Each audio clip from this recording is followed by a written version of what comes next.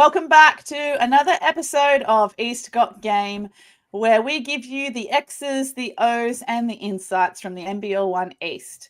Thanks for joining us tonight live on YouTube and Instagram. And remember, you can subscribe to our YouTube channel, follow us on Instagram and Facebook at East Got Game, or you can continue to find our episodes on your preferred streaming platforms.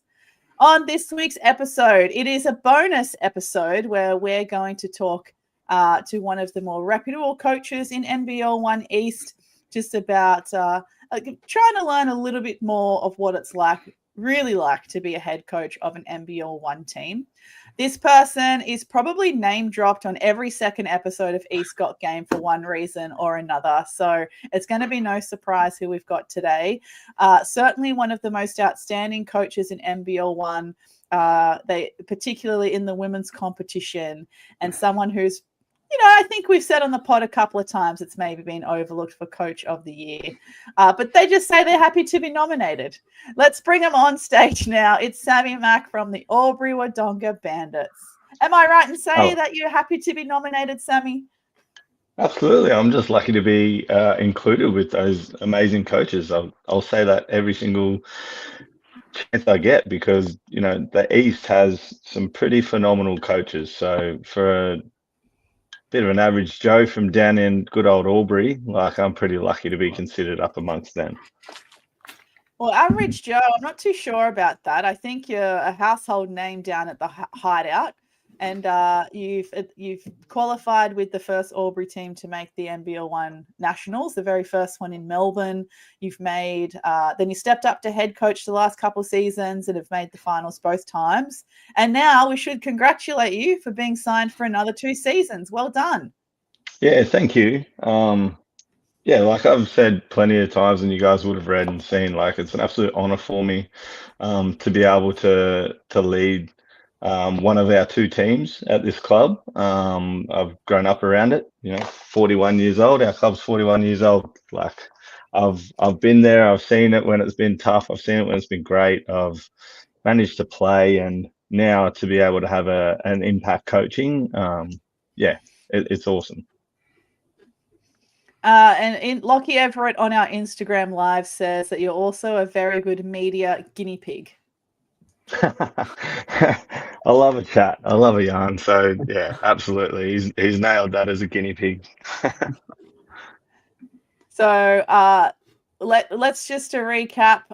We're hoping to provide some insights into what it takes to be a successful NBL One coach in this episode, and hopefully dispel some common myths that get thrown around, particularly online or even in the rumor mill about what it's like being an NBL One coach. So are you ready to get stuck into it, Sammy? Yeah, absolutely. Let's do this. All right. So the first question we've got prepped is what is the most common fallacy about salaries and team budgets when preparing for an NBL One season? That all we do is we've got big brown paper bags of money and we just hand them out to anyone. So we just try and buy championships. No, I shouldn't be facetious like that. Look, I think, I don't know. I think it does tie into what I just said. People seem to think that, because you get really good players or that kind of stuff, you must have oodles and oodles of money, and that's what you're doing to build rosters. And I don't think that's the case for the bulk of the teams in the East. I think if you look at Manly, they're basically Manly juniors. If you look at Canberra, they're Canberra locals or people who have a connection to Canberra and have been there for a while. You look at our team this year, we had a squad of 13. We brought Hannah over from New Zealand, and then she left partway through the season. But that was just to give her an opportunity at the next level and see what it was like. And then we had Bryn, Riley, Katie, and the rest were all Albury locals. So like 9 of our 12 that finished the season were Albury locals. I claim Molly Rice as a local because she's been here. It's like squatters' rights.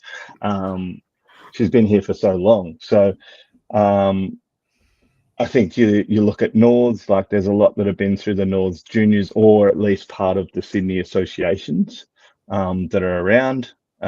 So yeah, I think some people get paid. There's no denying that, but I think those people deserve to get paid as well. Sometimes I question how much that you hear, but anyway, but I don't think there's too many teams that are going crazy in paying compared to possibly some of the other conferences. Yeah, I think that's true, especially compared to some of the other conferences. Yeah, I mean, probably South is probably the one that first comes to mind with how much NBL and WNBL talent they have. Even just as we're preparing for NBL One Nationals this weekend, going through some of those rosters and the players involved in the final series is pretty outstanding. So, but that doesn't come without a bit of coin. Yeah, that's exactly right. And look, there's a few places that, knowing a little bit, I absolutely envy what they're able to do, but also you have a look at them and has it actually translated to the results that you're chasing? I think that's where, you look at Norths in 2023 when they went to nationals, they only had Jolene basically. Everyone else, like I don't know what their budget's like, but I would assume some people receive some money, but I'm sure they're not like some of the teams in other conferences that are paying players, almost someone's yearly salary to work a normal job to play in what I consider, and I think a lot of people forget, is a stepping stone to professional contracts. I think that's where my kind of issue comes in, is this isn't pros. We do get pros in, but it's not the pros. It's a stepping stone. So people shouldn't be asking for exorbitant amounts of money, if you know what I mean. I think it's probably fair to say there's diminishing returns as you get much higher budgets. You said you brought in 3 players and you still went 15-5 kind of thing. Mm-hmm. There's only so much you can improve from there by getting more players. And I think that's something people probably forget as well. Yeah, I agree. And I think too, like for me, a big philosophy for us is continuity. That's why in 2024, we got Michaela back, we got Unique back. Like particularly for me, last year being a first year coach, I wanted people who I knew. Obviously this year was different because of circumstance, Unique being over in Russia, us not having the luxury of the greatest of all time being there to help us out, where our tallest player was going to be Claudia Hocking, who was 17 at the time and only would have been in her second year. So we had to go down the route of getting a unknown big. Obviously you scout it and do that stuff, but an unknown from who Bryn was turned out to be amazing. And then the same with, Katie. I watched Katie a little bit when she was playing in the West, but didn't know who Katie was. So you've got an unknown of like how she's going to assimilate into our group. Same with Riley, she's had a good South season down in Launceston.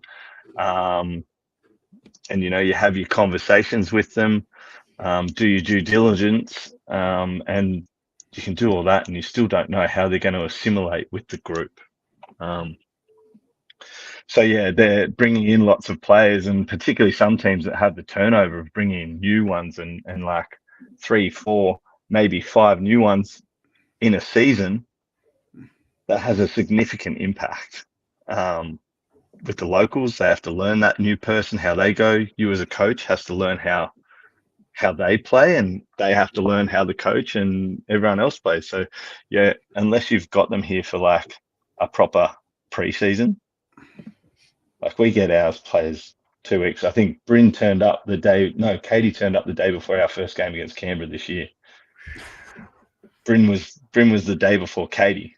So then you're spending the first half of the season assimilating them in and getting to learn each other, and then you start to play.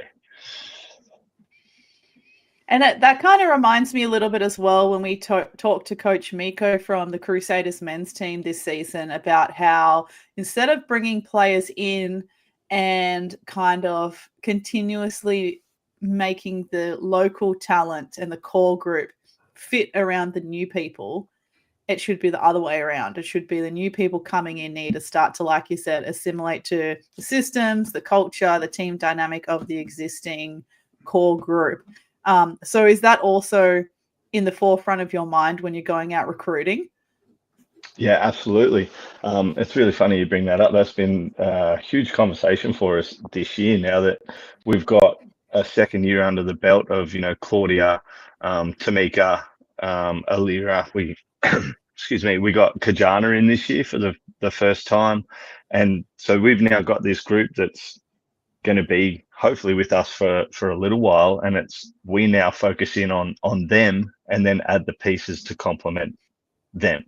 Your professionals are going to be at a pretty high standard, but we want them to come in and see these young ones. They're on a string, like they've got this down pat, they're doing this, doing that, and they're going, right, I just need to jump in and do what they're doing, instead of coming in and seeing a group of young kids that see these professionals and just shrink into their shell like a turtle and go, oh my goodness, they're amazing. I'm just going to sit back. Do you know what I mean? Like we want our young ones to be leaders from the start and set the tone for the imports. Absolutely.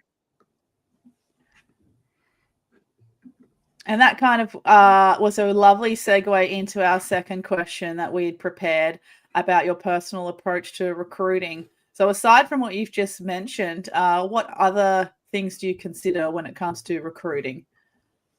Look, we've got a model of how we like to play, I guess, style. But we're always looking at it's monkey see, monkey do, isn't it? We sort of look at what people have done. And I think because we, how do I put it? We've been big since we came into the East, and I think it was something that we always had to do when we were in Siebel, have, the bigger players. And then we came to the East and the teams were probably a little bit smaller. And so, you look at 2022, we had Unique and we had Loz and we had Molly. So they were bigger. Then you look at 2023, we weren't as big. We had only Ash Hannon until we got Mallory later on. And you look at the teams that went and won the East in 2023, it was Norths, who their tallest player was Sarah Schicker, who's maybe 6'1", okay, instead of having a big at like 6'5". We went back down that route last year with Loz coming back and having Ash, so we had 6'5", 6'6", and Unique at 6'2".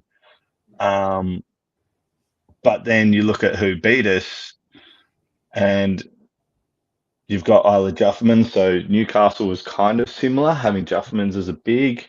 And then you sort of look at Manly, what they did. They went and got Brooke Flowers, who was a big. There was Mia Heidi at Penrith, who was a big. So teams, I guess, started a copycat in a way with us, or try and keep up. But then this year, you look at Manly, they went right back to where they were, their bread and butter, that across the line, defensive juggernaut. Everyone's able to drive and pitch and play off that. which is similar to what the COE is. So yeah, now we sit back and sort of go, is our model the right model, or do we now need to sort of go, oh, geez, I really like the way Manly, Norths and COE are going about it. So it's always evolving, but at the very crux of it is we like to pick people on who they are. You know, we have Rob and I sit down and we usually have a good hour, 2-hour chat with prospective players and just go through it. We've got our list of questions that we sit down and we take down notes and listen to what they've got to say, who they are as people, what their interests outside of basketball is. Because, you know, coming to Albury, like, I'll tell you now, it's the best place on earth. It's God's country, but also that can be tough for some people who haven't been here. You know, we're 3 hours from Melbourne, we're 5 hours from Sydney, and it's not cheap for a flight to Albury or to Albury from Sydney or to Brisbane. So you do kind of get locked in here. So yeah, we try to make sure that, you know, they're going to be settled in. We go and talk to past coaches, talk to people who know them. Fortunately, Rob, he's friends with every person in basketball in Australia and I think around the world. I fortunately know a few people, so we can go and knock on some doors and sort of find out, you know, does what they're telling us in our phone calls correlate with what other people are saying? So, yeah, and it's really, I don't know, it's a hard one at the moment because how our squad's evolving from the local base as well. Because our young locals are now getting that experience and they're starting to move on up and we see some really, really big potential in them. So then does that change our mindset on the direction that we go as well? So yeah, always evolving.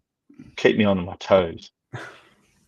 So how many prospective players would you talk to over the course of an off season? Oh, I've got a whiteboard with a bunch of names already. In different positions, and we'll talk to a few. Really, it comes down to we'll put them on the whiteboard. We'll cut up the tape and have a look at that, and I'll send that out to Rob, my Shane, my youth league coach, Whitty, one of my other assistant coaches, and a couple of other people behind the scenes, and get them to have a look, because I'll have a look and you know how it is when you're looking for something, you see it and you go, yeah, that's the person, that's awesome. But then someone else looks at it and they go, yeah, that's cool, but did you see this? Like, they're doing this and they're doing that. So for me, many eyes help us a lot, and they'll come back with, you know, dot points of what they think's good, they think's bad, and then we'll sit down and maybe have a couple of beers and correlate and hash it out, and then we come up to it and we've got our final list, and then we have a few more beers, we put the blindfold on, we start throwing darts and see which name gets the most darts on it, and away we go. Well, better hope that you're good at darts. I'm terrible. I'm terrible, but it's worked out all right so far. How soon can you start to approach players as well for the next season? Is there a bit of a grace period? Obviously, you have to work around seasons and competitions going on in the off season of NBL 1, which is typically the on season for a lot of professional leagues. When do you start conversations? Well, obviously, if you're happy with the incumbents, you start that as soon as you can.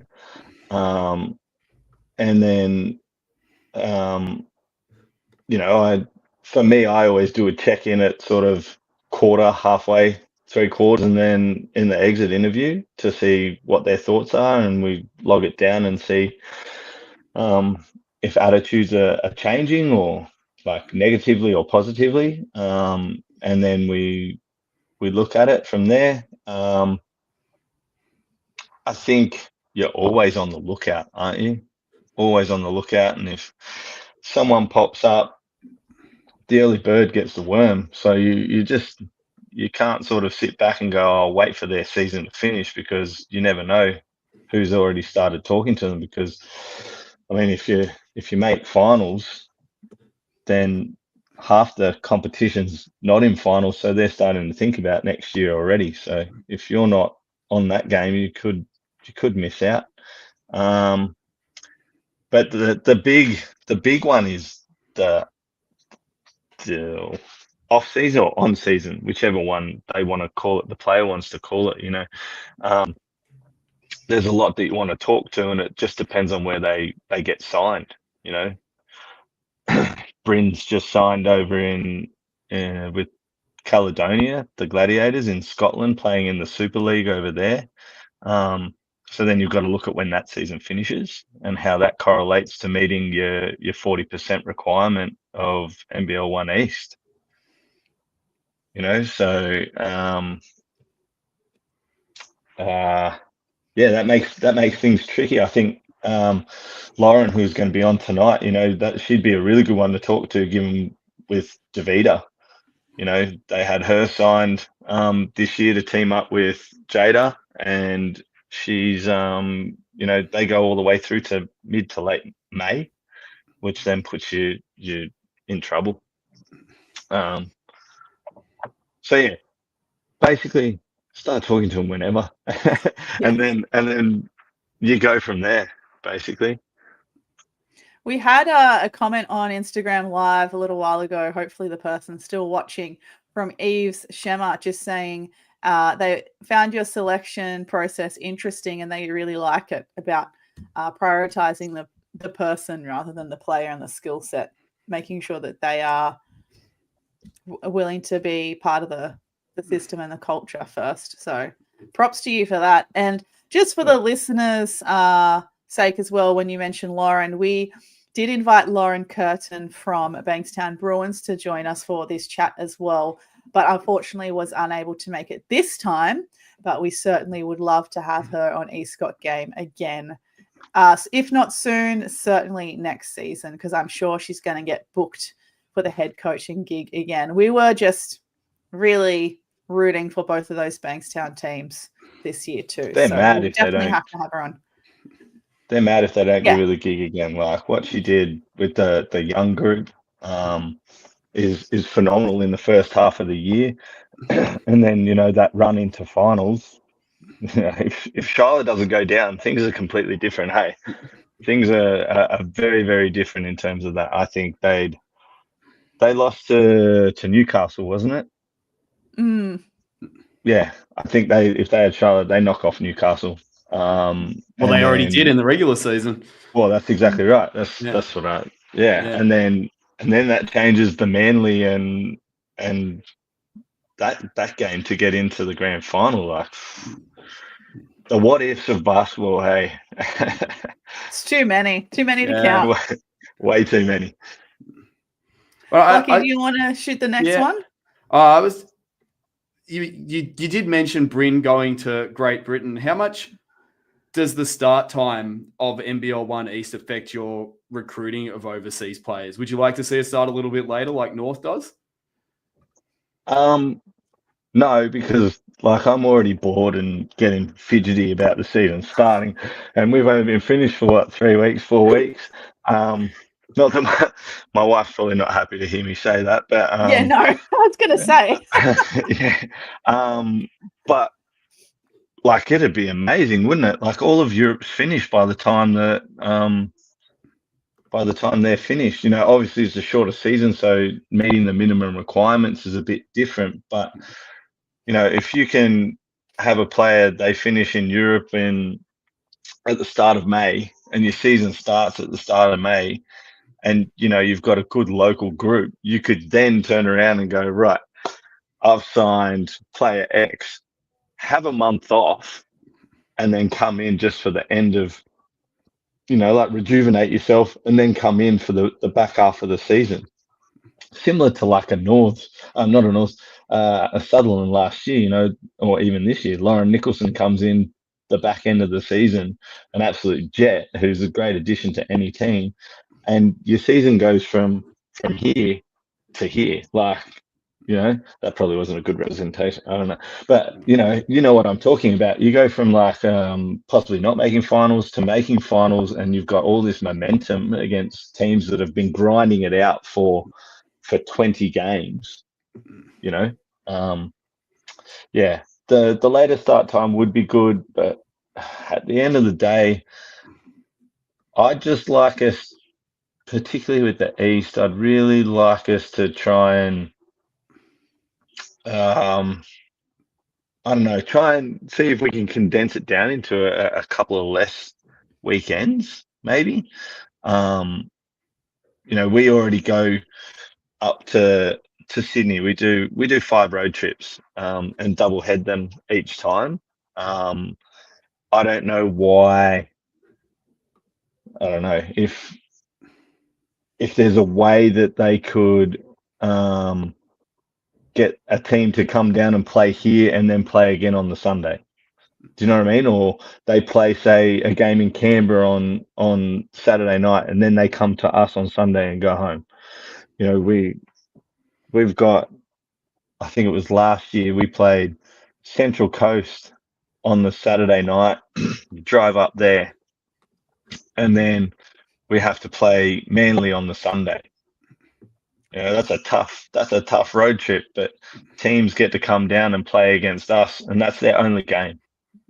That's like, it's a long road trip for people who don't do it all the time, but it's pretty easy at the end of the day when you think about it. And because they only do it once, some of them are coming down on the Friday night, so they got a nice old rest and they're primed. It's almost like a home game.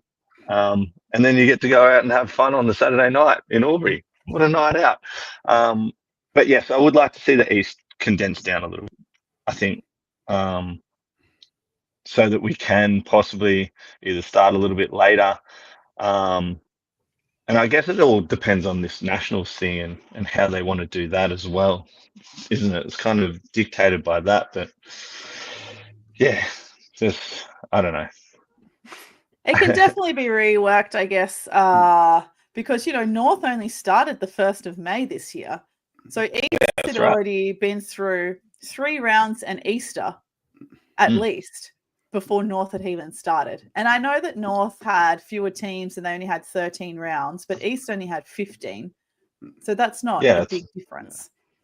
Exactly right. And that's where I feel like sometimes when a team's only coming down to play us on one weekend, like you can condense that down there somehow, like whether it's, I know we've got COE in Canberra, but is it you come down and maybe you play COE and then on to us, and then when you've got to go to Canberra, you play Illawarra and that other Canberra-based team, because they're only like 2 hours or 3 hours away, something like that. I just feel like there's possibly some double headers that could be had.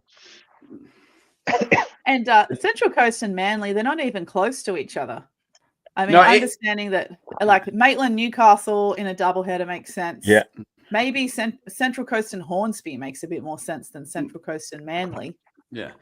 It's funny you say that, Squin, because actually talking to the Manly players at Waratah League Grand Final, they had to leave home at 6:15 a.m. to get up to Central Coast, which, as the crow flies, is very close. It was 9 a.m. tip, but as the crow flies, very close. But actually driving there is a real pain. Yeah, and you never know with traffic up there. It's crazy. Leaving at 6:15 in the morning. To Palm Beach or something. I've done that. Leaving at 6:15 for a 9 o'clock game. That's brutal. It's like leaving at 6:15 for a 5:30 game in the afternoon. Welcome to our world. Yeah. Lucky, you got next. Thank you for mentioning Sutherland last season. I like that very much. But what is your opinion on the current way the NBL 1 East Awards are decided? Because I know there's been a lot of talk around the league about this. Controversial, isn't it? um. Oh, that. How do I answer this without getting in trouble off my club and other people? I think it can be tweaked. I think there's some changes that can be made. I to put it on record, I think Coach of the Year this year was perfect. Manly averaged 84.6 points per game and only gave up 65. Best defense, one of the best offenses, and 18-2 record. So you base it on that. The best coach got Coach of the Year, hands down. I think, Katie Jones was on with you guys the other week as well. The right person got MVP in Nicole Munger. She's the absolute standard for our competition and very deserving of 3-time MVP. Led 2 statistical categories. That's pretty unreal. And that's not being disrespectful to Taylor Words because she is absolutely phenomenal, mate. Like, the way she grew into the season was, mate, that was really good to watch. It sucked from a coaching point of view, but it was really, really good to watch. And the way she's lacing the threes, watch out Nationals, like everyone's in trouble there. But I do question the way the MVP voting is done. So coaches do a 3-2-1 after each game. There's no real criteria around that, so I could turn around and go and pluck one of my players out and just go, right, Katie, I don't care if you have 2.6 turnovers and 0 rebounds and foul out in 15 minutes. I'm giving you 3 votes because you're my person. I mean, I'd like to think that there's a lot more integrity in the game, that people wouldn't do that, but it's still open to that kind of situation. I also think too, you look at a team like a North where they've got a lot of contributors across the board, or you look at us, we had Katie at 25, 6 and 5. We had Riley at 22, 7 and 3, I think it was. And then you've got Bryn at 18 and 12 or something. Like, that's 3 people that are just taking points off each other. Like, I don't know how you can fix it up on teams that are stacked. Like, you look at Newcastle, they have Meg Jefferson and then they've got Nicole Munger as well. There were games where Meg had really good games and Nicole was a little bit lower, but did impact the game. But does Meg deserve the 3? Does Nicole deserve the 3? I don't know how you fix it. Like, do we get the referees to do similar to Brownlow in the AFL? The referees put in a 3-2-1 as well. Coaches do it, but also the referees. I'm not sure how to fix it, but I feel like there does need to be something that fixes it. Or do we have everyone do the 3-2-1s, and even the referees do the 3-2-1s, and then similar to the other awards, you get the list of people and they're ranked in order of votes, and then you do a 3-2-1 from there. If you know what I mean. I do know of leagues that do that. So you get your 3-2-1 and then you can vote from the top 10. My biggest gripe with a 3-2-1 is, so opening day of the season, Penrith beat Sutherland 55-46. Jordan Vasquez has 14 and 17. I imagine she got the 3 votes because everyone else basically may as well not have been there. a whole team scores 55 and their player gets 3 points. Riley Lupfer scores 55 points on her own, and she can only get the same amount of votes that a player in this 55-46 game got. So that's my biggest gripe, is that it treats all best performances the same, regardless of how good that performance was. Yeah. And then, I look at it, Unique finally got her MVP this year in the North, which is phenomenal.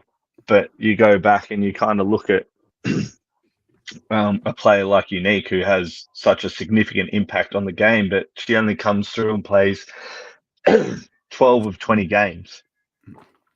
But then she's playing with a Lauren Jackson and stuff like that. So Unique could feasibly get 36 votes from me and probably be worthy of the MVP.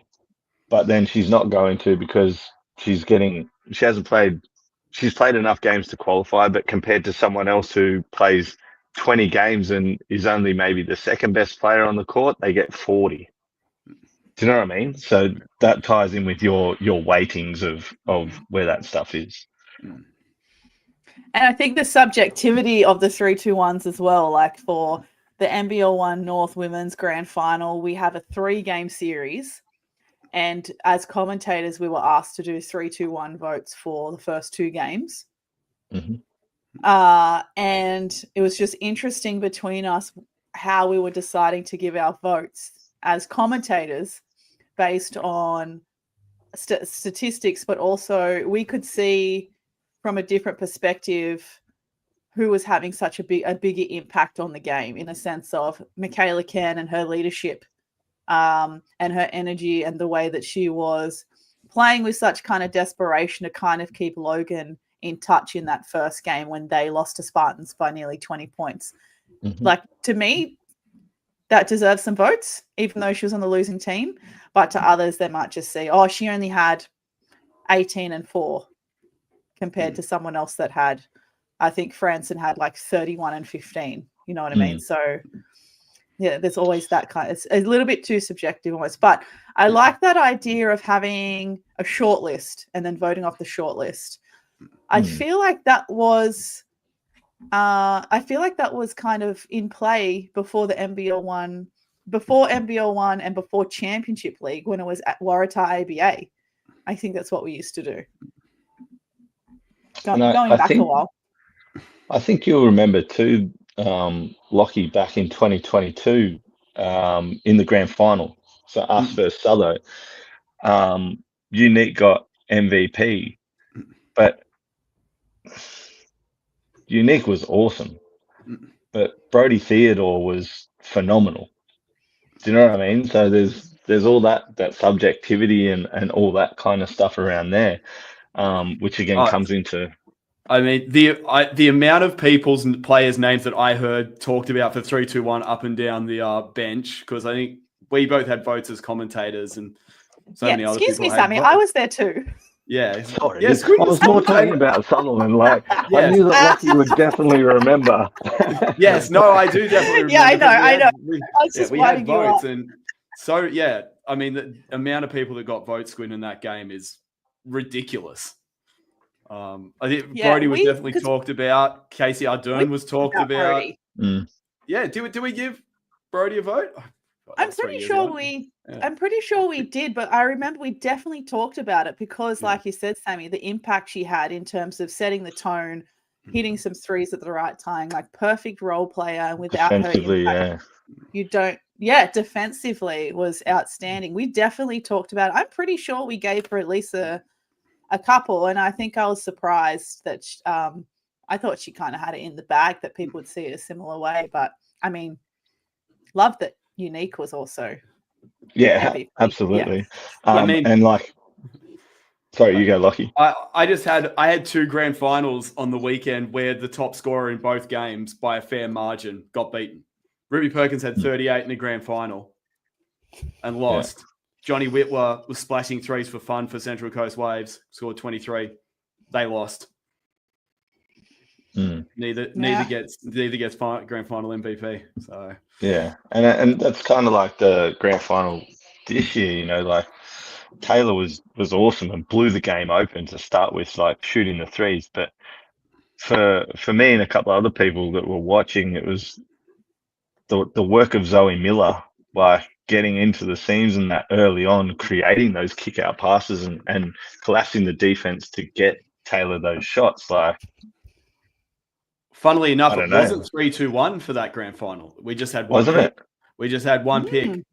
And Yeah, right. And it was between the two commentators. We had to come up with one person. Oh, wow. So you only got one vote between two. Yep. Rude. Yeah, that's And if you listen to the commentary in the third quarter when Zoe is going mental, I'm saying Taylor's in the box seat for the MVP, but Zoe Miller definitely got the 2 votes locked up at this stage. And then late in the fourth quarter, someone comes over and just asks, "Who's your MVP?" And I'm like, I just get, oh, okay. Flip a coin. Yeah. Yeah, and then I guess like the other one, and I've talked to you about this just in the All-Star voting. I think, I don't know how, I think it needs to be changed. You know, I had the issue last year where I had 2 centers, Lauren and Unique, and you only get 1 vote you only get to nominate a guard, a forward, and a center. I'm not going to leave Unique off the ballot paper for Lauren. I'm not going to leave Lauren off for Unique. So I had to go and put one of them as a forward. And look, you can turn around and say that Loz is a forward, but in our league, she's a center. Unique's a center as well.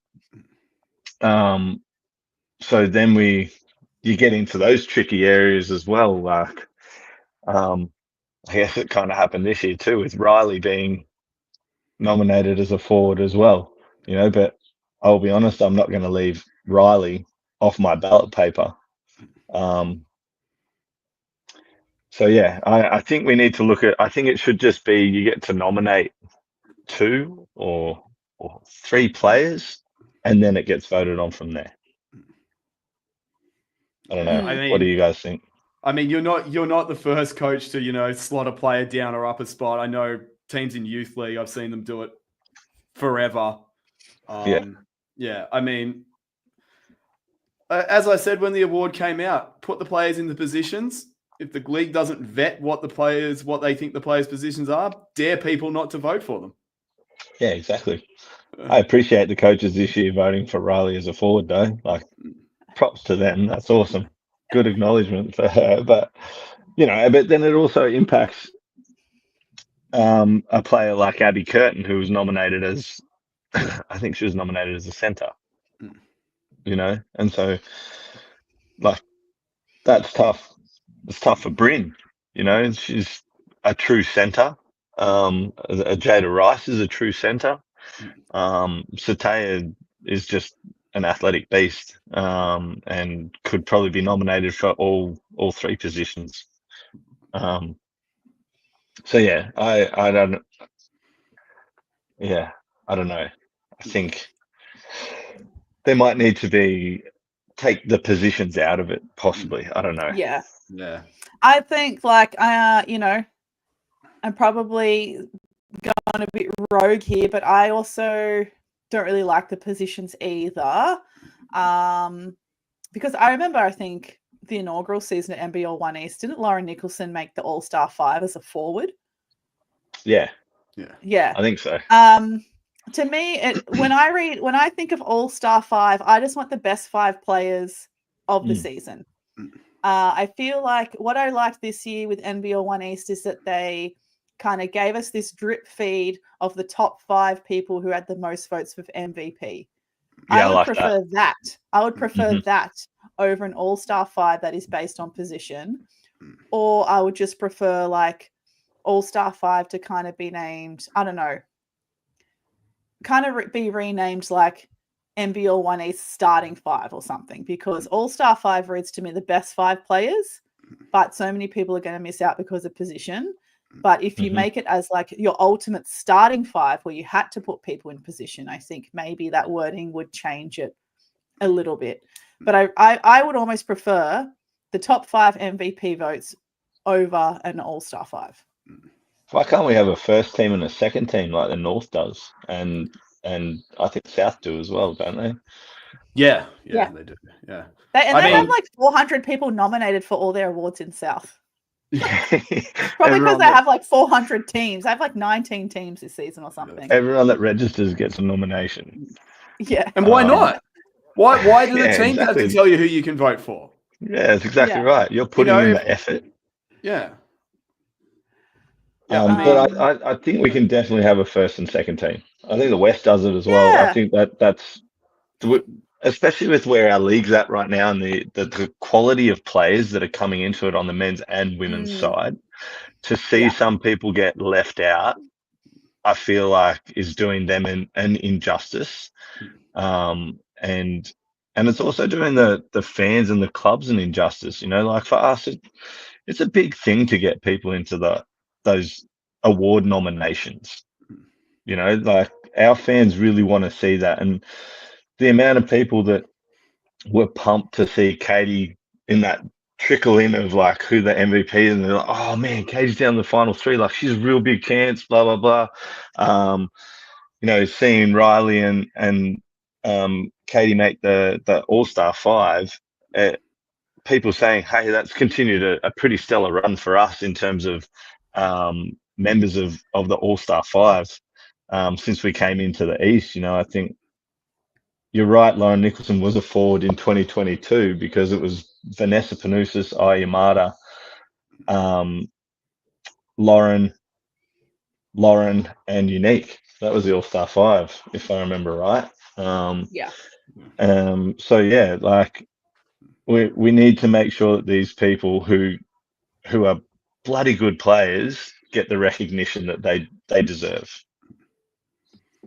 Yeah, and I wonder, I'll have to check if how the voting works in North as well, because sometimes as well when we do the 3-2-1, we always take into account if they won or lost the game. Whereas up here in North, they had the first and second team, and Ash Ireland made the first team despite the Caps coming last in the competition. So I think that also, however they're voting, kind of helps bridge that gap too, that just because you're coming last in the competition, and that them placing last isn't reflective, like they had lots of close games, but Ash Ireland was outstanding the whole season regardless of her opponent, and even though they came last, I thought it was really cool that she could still make All-Star 5 first team. Yeah, and I look at last year, like Penrith weren't amazing, but Mia Heidi was phenomenal when she got to them. Like her season was unreal, and she misses out on an acknowledgement where she probably could have been a second team, like worthy person. You know, this year Abby Curtin, she's stiff to not even get into the All-Star 5. She then could be a second team kind of person. Piper Anderson, a second team potential player on teams that didn't make finals. So I think especially with centers, like it's just one position, one spot for the entire league. That's tough. Yeah, absolutely. Yeah. Not that we have many centers in the East, though. But as long as they're going to have a spot for the center, and you've got to nominate a player there instead of just saying even guards and bigs kind of thing. You know, that's exactly right. Yeah. Next season, I might nominate one of my guards as a center if they keep it the same. Yeah, we'll see what happens. So going back, reflecting on your 2025 season, what was some of your personal triumphs as an NBL1 coach? It can be a specific moment or it can be a generalization. Well, I mentioned it earlier in terms of our roster makeup, to have 9 locals on our team playing, and for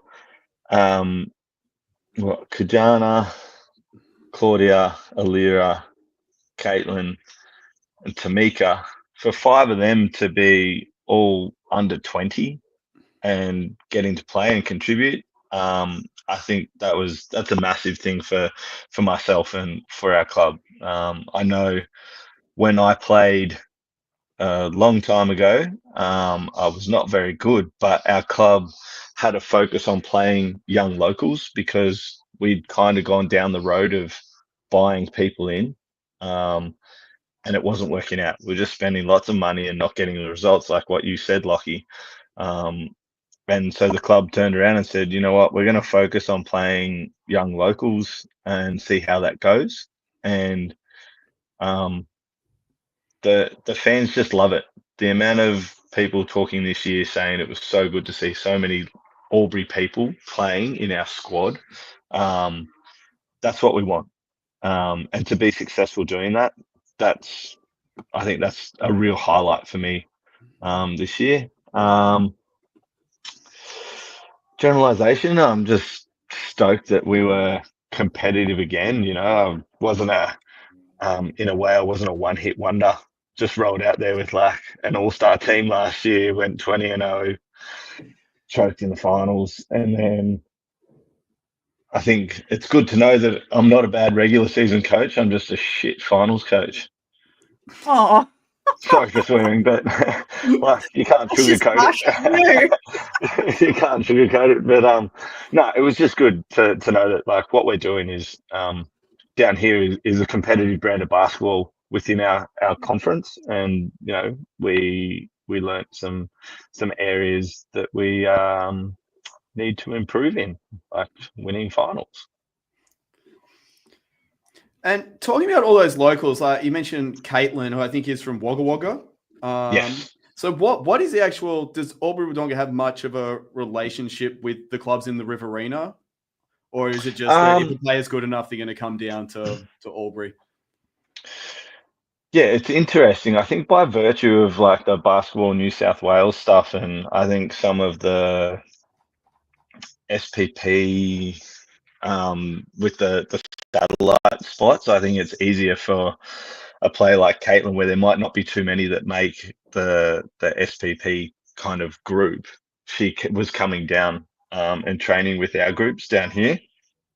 Then I think she may have played some Albury Cougars rep basketball as well towards the end because there wasn't enough in Wagga. Similar to Tamika. So Tamika's from Griffith, and she was travelling down from Griffith. So last year she was completing year 12, and she would finish year 12 she'd leave at maybe 2:30 from school, jump in the car and drive down here on Tuesday and Thursday night to train, and then jump in the car and drive back home. That was her commitment level to play our NBL 1 and Youth League. So yeah, they kind of just come down by virtue of that. They've got the connections to some people. They play some junior rep for us in the higher years when they don't have enough back home. And now, fortunately, Caitlin and Tamika are both doing a teaching degree at CSU here in Albury. So we'll have them for a little while, I think, which is good. Yeah, I just saw CSU's team for uni nationals. Caitlin, Yeah, Tamika, Malik Jenkins from Penrith. There's a few in there. Yeah, absolutely. Bella Fielder, who played for us, was a championship player in 2022. So yeah, we've got a few in there, and it's good. And I'd urge lots of people to come to Albury and do the teaching degree or one of the allied healths, because we've got a great NBL 1 program that'd be more than happy to accommodate you guys. Well, I think that's a bit of why allied health professionals. I think that's a bit of why Port Macquarie is seeing some basketball growth, is the establishment of the CSU campus up there. Yeah, absolutely. So yeah, what was the question again? I can't remember what you're saying. Oh, you were talking about Katie and like being from out of town. Yeah, absolutely. And I think you got to see Kajana possibly play or at JPL finals. I did. I watched her play twice. Yeah. Big future for that kid. I'm excited to see how she goes, because once her state stuff and everything finished this year, she was phenomenal for us, you know, for a 16-year-old. Yeah, well, I mean, she got massive minutes in the game up in Manly. Yeah.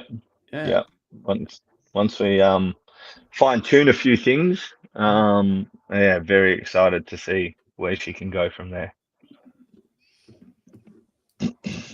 Locke, you got next. I got next. Oh, I like this one because everyone has different opinions on it. What are your hopes for NBL 1 East and how can the league improve? It's a very casting a wide net here.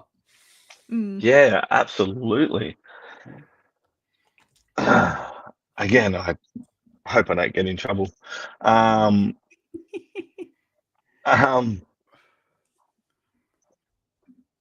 can it? What are my hopes? I hope that it just keeps growing the way that it has. I think what they've done over the last this season, and it sort of started last season. It really started to become a lot more, I think, professional, and we're starting to get up to a reasonable standard. And I like if we keep trending the way we are, I think we'll start to have a really, really good product. First thing is, let's take the lead from the West and start playing our grand final in a proper stadium. Seeing Rack Arena last weekend packed out, like that was phenomenal. I don't know what the final attendance was for it, but that's amazing for a grand final, and that's how it should be. I would actually really like to see the ticketing for the grand final changed. I don't like this ticket for the women's game, ticket for the men's game. Like, I know that everywhere does it, but let's be different and let's celebrate the basketball that we have and give people the opportunity. Like $22 for the women's game, $22 for the men's game. Let's just make it $30 and you get 2 games. Simple as that, particularly in this economic climate. Like you're kind of hamstringing yourself by saying you want to watch 2 games, you got to spend $44. And if you've got a family, because from what I saw, there wasn't family tickets, there wasn't kids tickets or anything like that. You know, I'll probably get in trouble off my club, but our one home final, we put tickets at $25.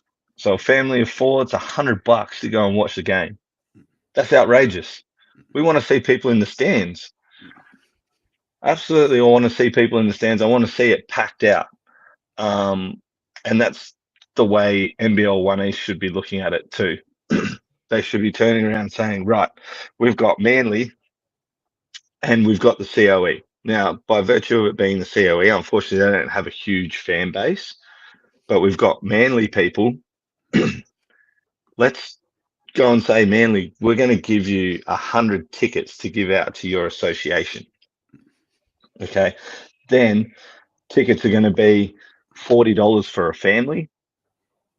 And you do that for the men, like on the men's side as well, to Illawarra and to Canberra.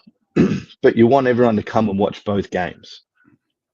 Simple as that. Sell it as what it is, a celebration of basketball. Yeah, it's certainly the NBL 1 North and the NBL 1 West grand finals were polar opposite in that sense, where the West made a big spectacle of it. It was at the RAC. They had 2 sideline commentators. They had 2 different commentary teams for each game, each a panel of 3. Real big spectacle, right? NBL 1 North, we have panel of 3 commentators. Production value is outstanding with Big Voice Media. They're the best. But then it's in Carina, where Carina is, I'm going to say, like Terrigal Stadium is bigger than Carina. Hey, we used to play there. I love that joint. Yeah. And Terrigal Stadium's cool because it's got the inbuilt grandstand. You can put a grandstand on court 2. So it still creates some atmosphere for a local court. But Carina is kind of cool because it is very local, but it didn't have that spectacle and that feel of it. This is a grand final. And I guess to be fair to Spartans, they did have their men's and women's team in the grand final split over 2 different locations. But I don't reckon they'd be able to fit many more people in there if both finals were at the one location. I would like to see some kind of standardization when it comes to finals and stuff across the league too. Yeah, why couldn't they play it where the Bullets play? Bullets Something like play that. at the entertainment centre in Boondall, which is a hike and probably expensive to rent. Then there is the new Bullets facility in South Bank, but there's no seating because Okay. in the men's competition, the Brisbane Caps were playing Spartans, and Brisbane Caps was supposed to host, but that Auchenflower is still under construction to the Yes. point where there's literal sheets, bed sheets coming down and covering stuff. So they didn't want to have a grand final there. So it had to be in Zilmi on neutral territory. Yeah, I agree. It can be a bit more of a spectacle and try and find ways to get people in the door. Like you said, as a celebration. Yeah.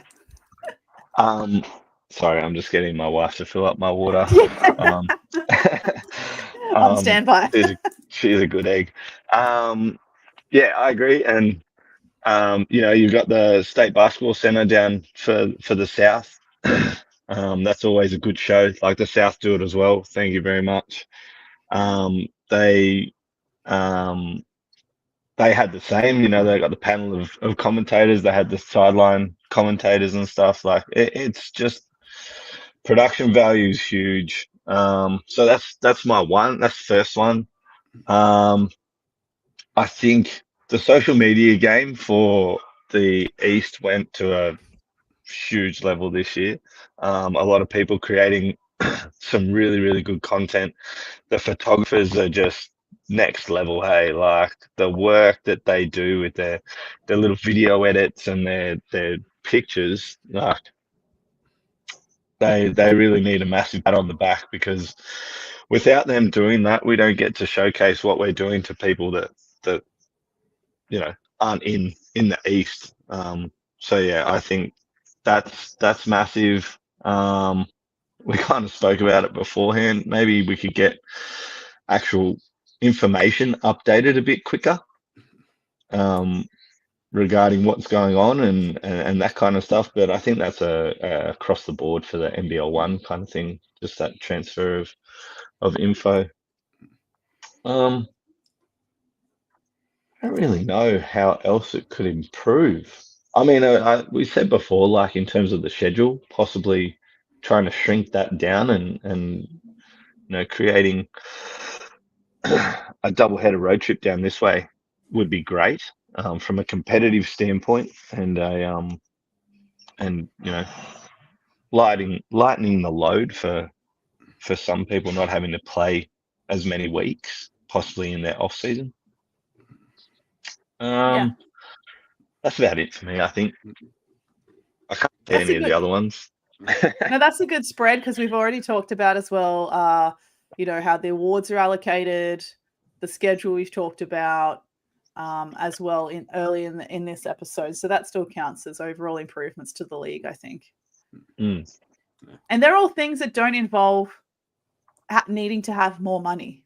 Because typically, I think on the surface, when we talk about how do we improve a league, one of the kind of easier responses, I guess, understandably, is like, oh, get better players. Okay, but to recruit players, you've got to kind of have that financial backing to attract the players, kind of thing.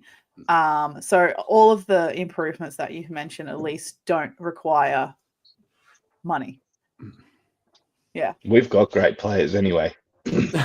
Yeah. I don't think we need to go and load up and add way too many more. We've got phenomenal players, especially young local New South Wales, like juniors from Metro and Country. There's the talent level is very high, and now that we've moved on from the Waratah mold and people are starting to understand the NBL 1 level, I think it's only going to get better and better and better. Yeah, I think there's a bit of a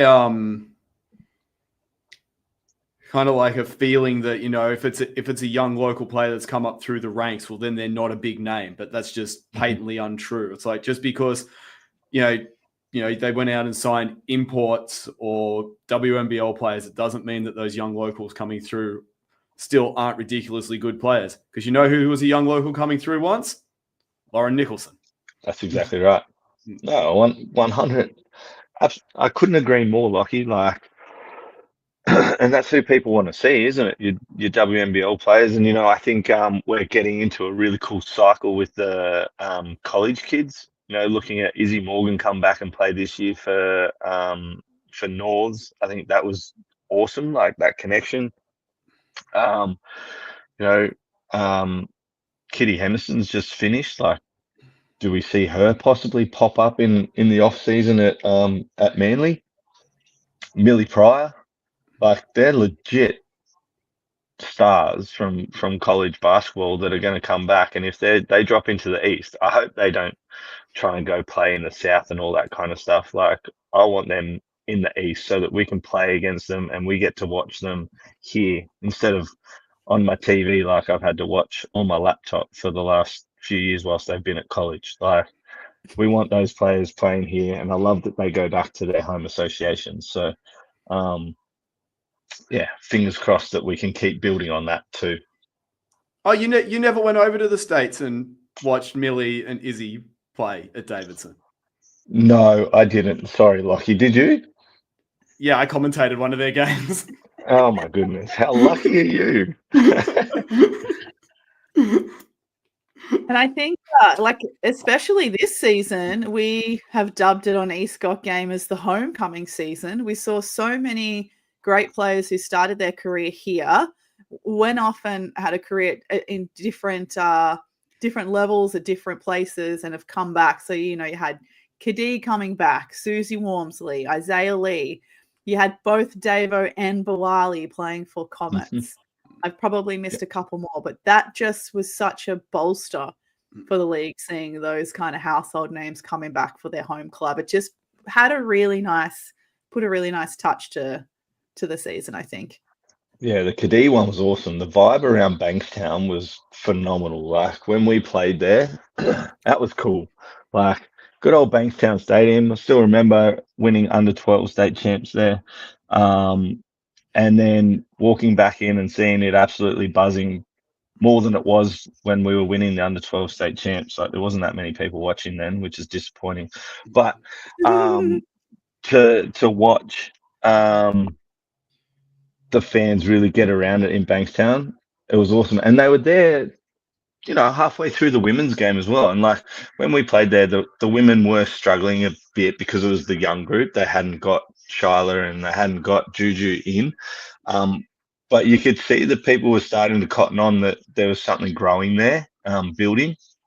And so, yeah, the vibe, it was awesome. It was really cool. The Manly,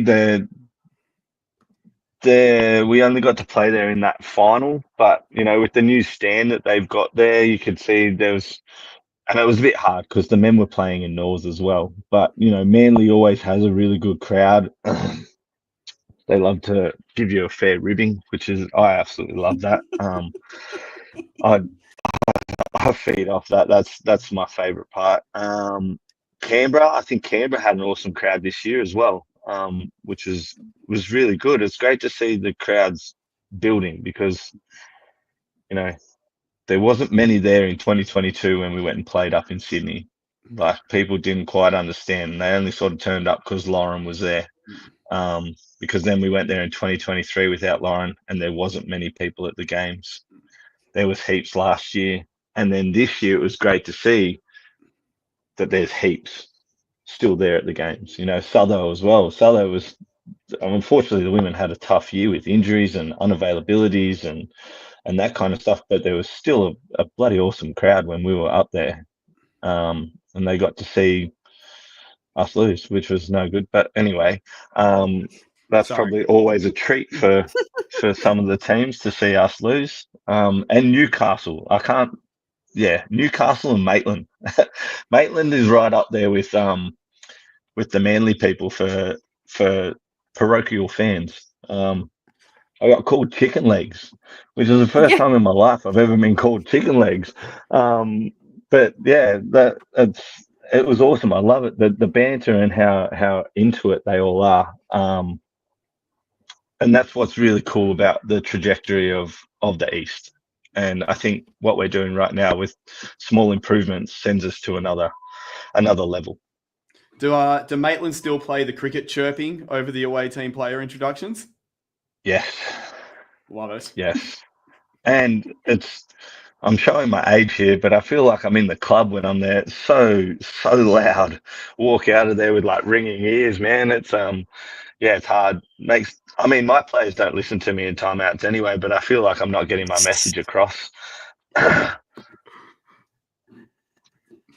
And the last thing we really need to talk about with you, which was, I think, came to light a few days ago. They have announced the game times and the initial matchups for the NBL One Nationals that tips off on Friday. And ahead of releasing the schedule for day one, they've gone and put all of the 6 qualifying teams as particular seeds with no explanation of how these seeds are determined. For example, in the men's competition, the current NBL One East champion, the Canberra Gunners, is 3rd seed behind the team that they beat in the grand final, the Illawarra Hawks, who are 2nd seed. In the women's competition, the Coburn Cougars from WA are 1st, followed by the Knox Raiders, then Logan Thunder, then Waverley Falcons, who got knocked out in their qualifying final in NBL One South. They are ahead of championship winning teams Manly and Woodville. Help us make sense of this, Sammy, because it doesn't make sense to me. I even wrote down perhaps the scores that each team had in the grand final. That's not it either. So help us make sense of this. I don't think we will make sense of it. I think I was talking to you. I was talking to someone. I don't think an East team has played a central team in the 4 years of the Nationals, because I don't think North did in 2023. We didn't. We were meant to play West Adelaide, like we mentioned earlier, and that got changed. And I don't think Newcastle did last year either. So I find that, I don't know, it's really odd. But I went through and looked at each team's season offense and defense points per game. 1st seed, Coburn, I think they deserve it. 97.7 points per game offensively and only 66.6 points per game defensively. So that's epic.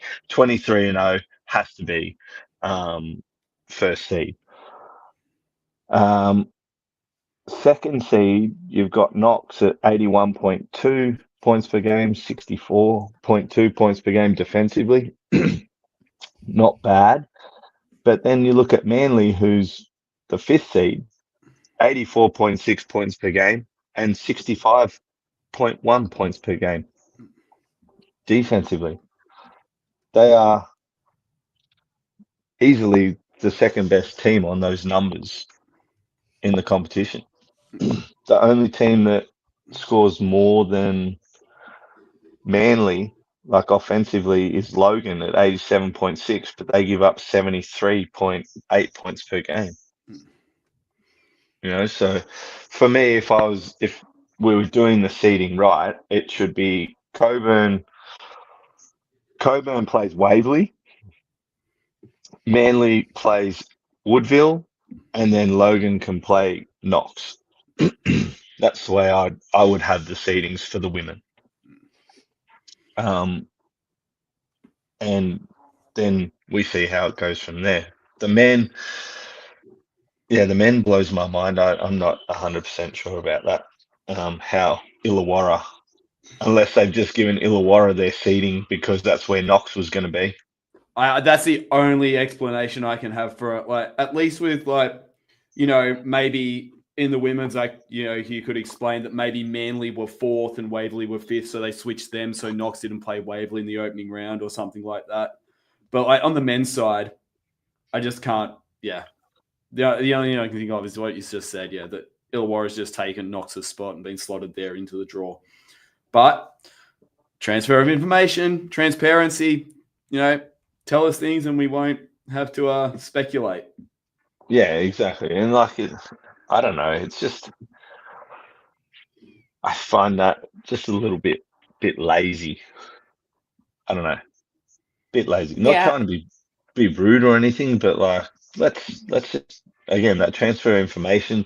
Let's honestly have a look at it and go, what would be cracking matchups, to kick off nationals, so that you rope people in and you go, whoa, that's an absolute cracker. I want Coburn versus Manly. That'd be an absolute belter. Like first up, a Logan Knox would be a cracker. And then you can have Waverley play Woodville or something like that.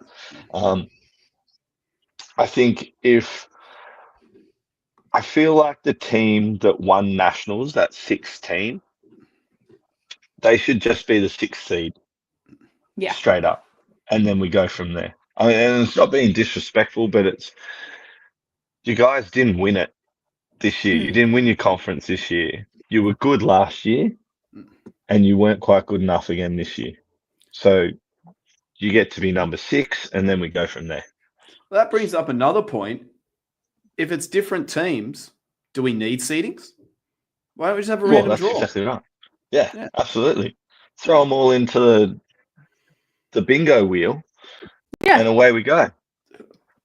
I was going to say the same thing, in the same way that the Women's World Cup pools are decided. Yeah. Just put them all in the bingo wheel and pull it out randomly. And just say that the two teams from the same conference can't play each other, and go from there. Similar to how they do it, like how you can only have so many from pool A and pool B kind of thing. Or they can take my scouting method and just have a few beers, put a blindfold on, and throw darts at things and see what happens. Might be a bit more fun.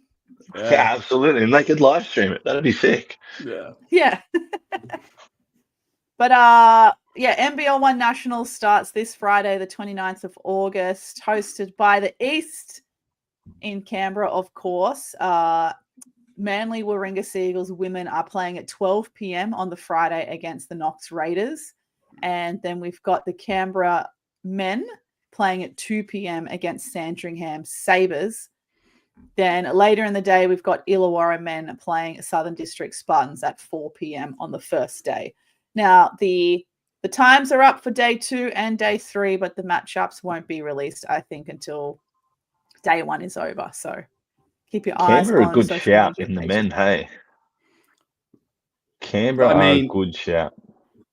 I mean, they were close to knocking off Frankston on opening night in 2022, and if they'd done that, they would have played in the championship.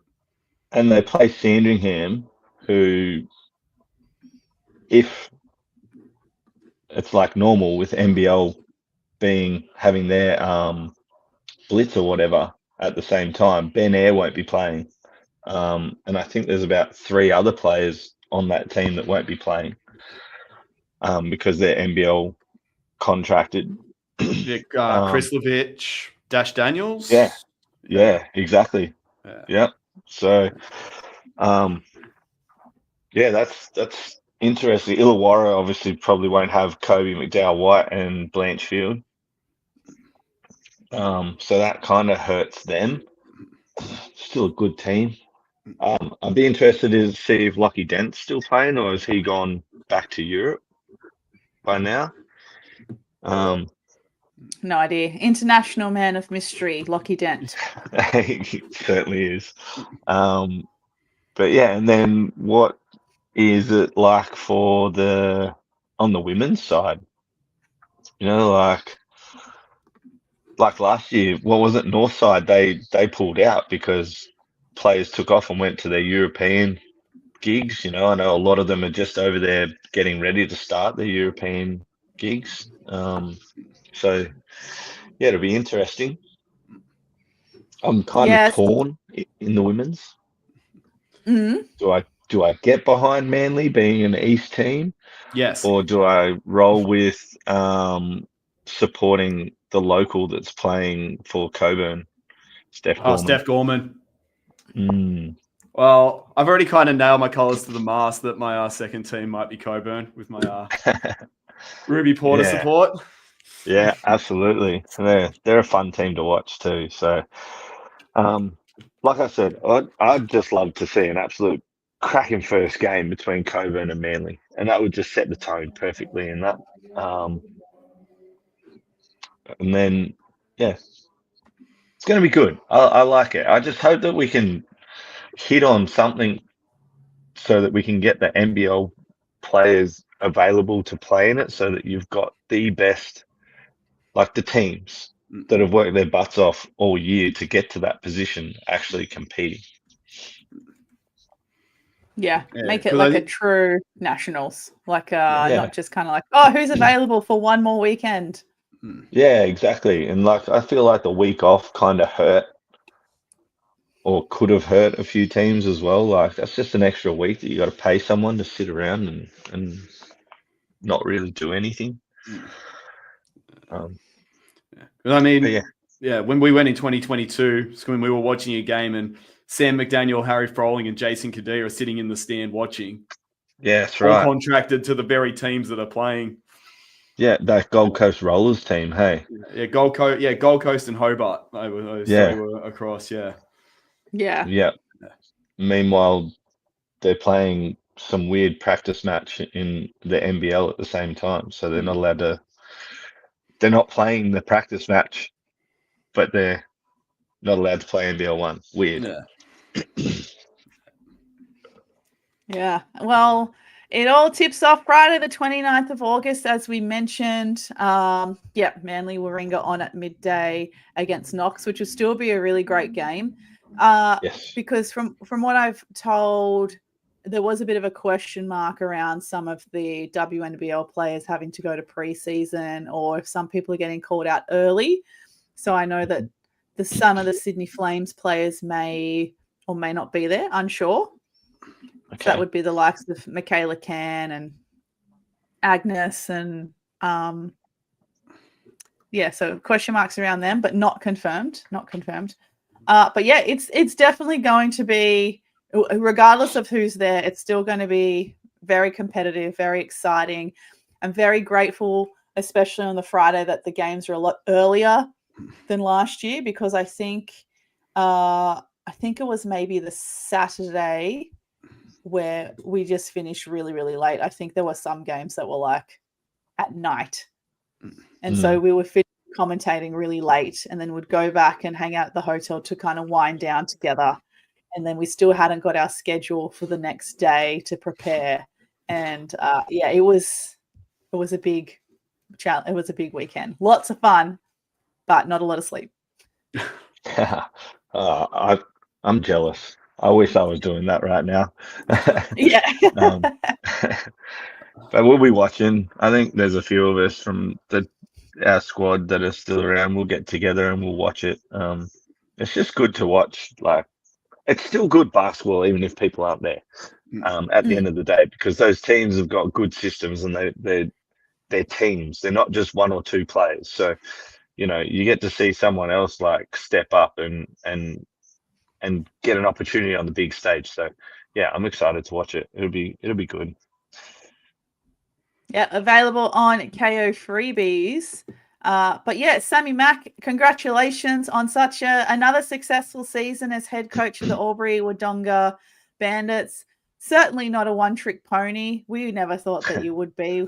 But yeah, thanks for joining us today as well for this special bonus episode of East Got Game, getting into some of the nitty-gritty and especially learning a little bit more from your perspective from head coach. And thanks for always being a big supporter of the podcast too. Yeah, thanks very much for having me, guys. Love the work you do.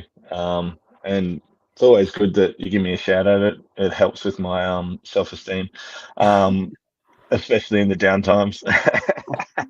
But yeah, no, I appreciate what you do and love having a yarn. And if there's one message you'd like to send to the teams of the other conferences competing at NBL 1 Nationals on East Turf, what would that be? Me? I get to use Lockie's line. Yes! Don't sleep on the East. Woo! Bye.